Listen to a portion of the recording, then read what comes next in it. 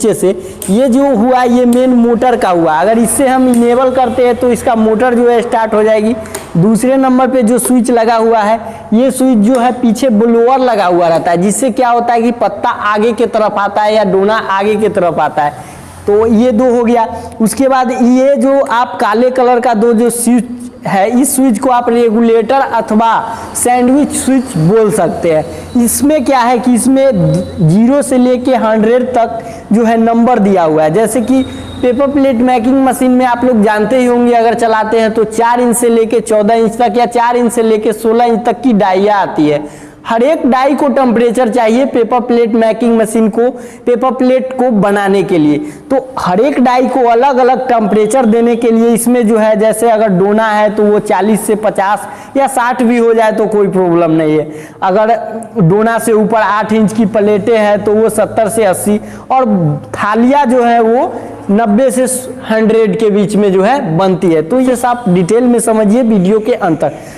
यहाँ पे आप देख रहे हैं ये वोल्ट मीटर लगा हुआ है। जैसे कि इस मशीन में आप करंट दीजिएगा इसको चलाने के लिए तो यहाँ आपका कितना वोल्टेज है वो शो करेगा। अब ये तीनों लाइट के बारे में मैं बता दूं कि ये जो लाइट लगी हुई है इंडिकेटर, जब हम हीटर को इनेबल करेंगे तो ये इंडिकेटर शो करेगा और इधर वाले हीटर को इनेबल करेंगे तो ये इंडिकेटर शो होगा।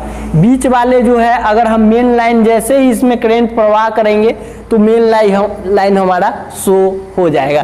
तो आप लोगों आशा करता हूँ आप लोग जो है ये पेपर प्लेट मेकिंग मशीन के बोर्ड के बारे में डिटेल से समझ गए होंगे। तो बोर्ड के बारे में मैं आपको फुल डिटेल बता दिया हूँ। अब इसमें फिलहाल जो लगी हुई है वो 6 इंच प्लेट की डाई लगी हुई है।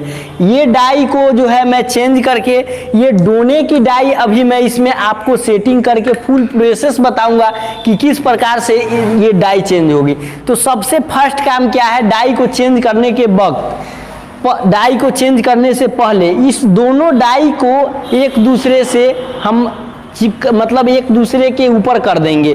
जैसे ये डाई अभी उठी हुई है तो फाइनली आप बोर्ड से भी कर सकते हैं, लेकिन उतना ज़रूरत नहीं है।